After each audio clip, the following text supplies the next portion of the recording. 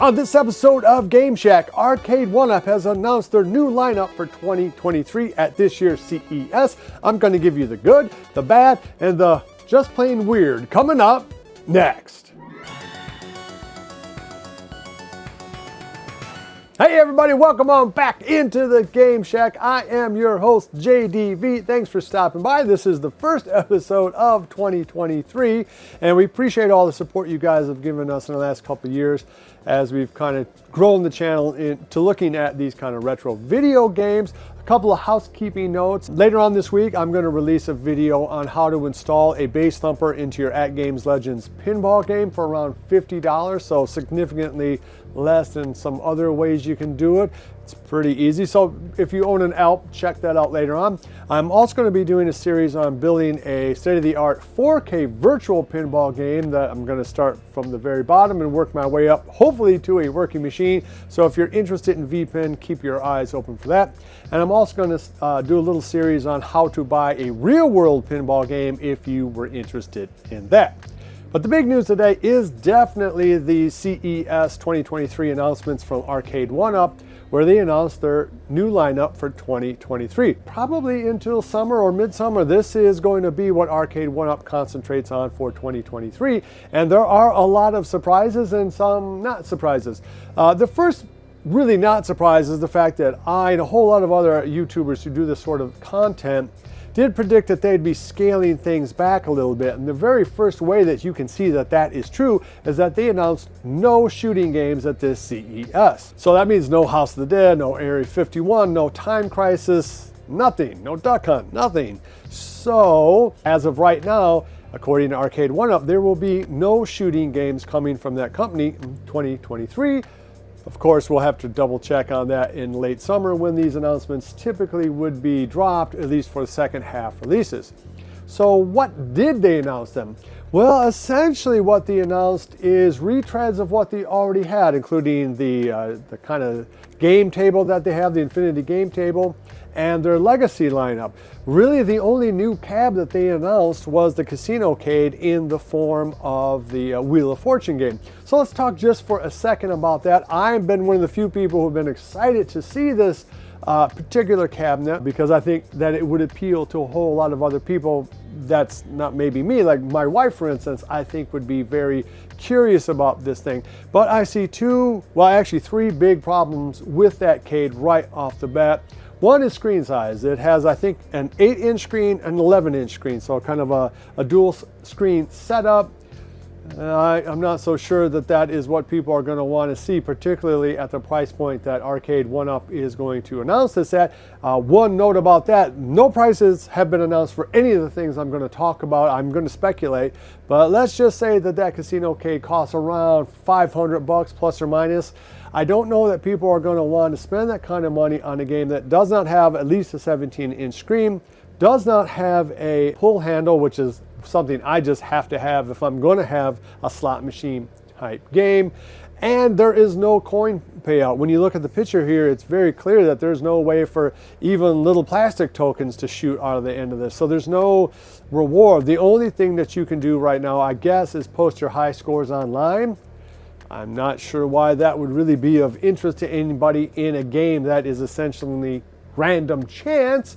But anyway, there you go. The Casino-cade is really of note. Really interesting in it too is the form factor of the game, because if you look at the picture closely, you can see that it's basically set up like the iArcades version, where you have the possibility for like a little bar top, you know, for your home bar, I suppose, or, and this has not been shown in previous pictures, or you could have the full size, you know, 5 foot tall cab variety of it. We'll have to wait and see if there's any changes to the design, but right now for me that's going to be pretty much a hard pass, just based on the screen size, the lack of a arm, and the fact that there is no possibility even for like giving out candy or anything like that. But I think the thing that really is going to be of interest to most of you guys is the fact that they have announced the new legacy cabinets. They're calling them the deluxe legacy cabinets, and essentially they are exactly what we already have in the newest second gen legacy cabs, except maybe we'll be getting that BOE screen. In fact,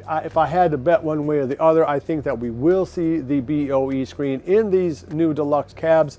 However, it does not specifically say that. They just say that it's going to be crisp images. Of course, they always promise that, but I would be very surprised if they repeated screen gate and had a second year of that. I don't think they're going to do that. I think the screens are going to be good. The big thing about these cabs, of course, is that there is no riser. This is all one piece, and correct me if I'm wrong, but I think the only other game that Arcade1up has put out where you have one piece on both sides has been the Pro lineup for the Killer Instinct cab. I think that is the only cab they've put out that has essentially one piece on either side for the cabinet build. That is cool. That's what people want. And of course, the other big design element of this is that the screen is now even with the control deck. It just looks a lot more like the original design of Pac-Man, Miss Pac-Man, Class of '81, and the Mortal Kombat cab.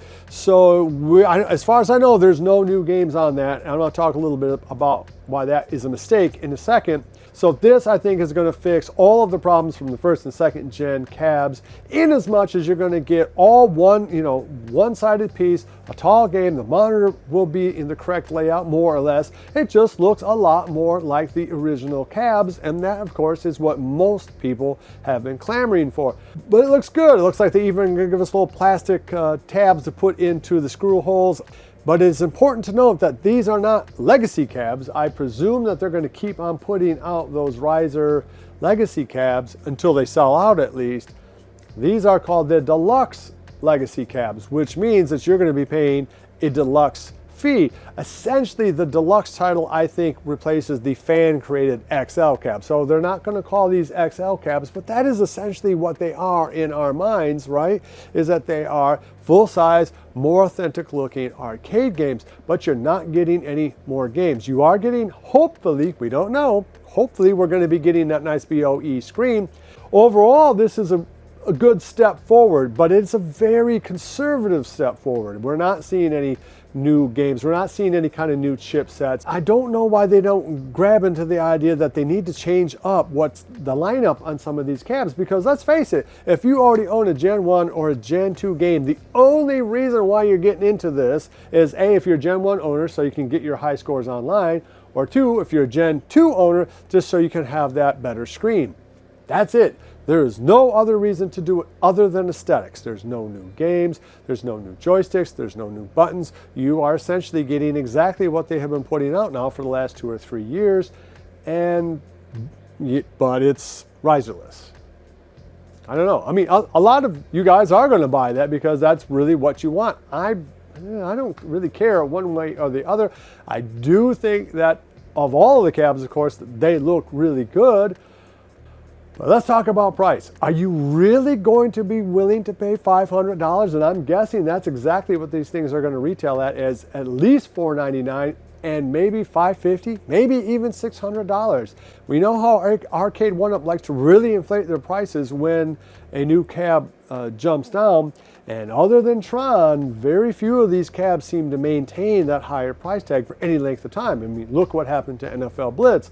Now, if the cab comes in at only $50 more than the standard legacy cab, so $450, $449, okay, I think that you can start to talk about it. Or alternatively, they reprice the legacy cabs at $299, and then this is at $400. I think that makes sense. But I think if these things are $600, we're going to see exactly what we saw at the end of 2022, at the end of this year, and that are warehouses full of these games that nobody wants to buy for that kind of price. So this is going to be a very important thing, I think, from Arcade1up, is to get their pricing right on these games, because if they don't, it is really going to hurt them. Please let me know what you think down below. It really does matter to me.